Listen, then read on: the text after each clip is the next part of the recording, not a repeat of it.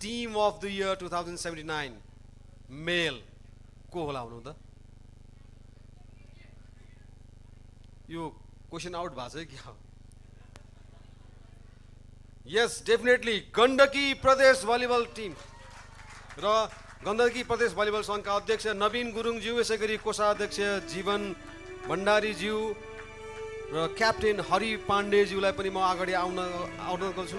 नारायण दाई पनि अगाडि आइदिनु कृपया।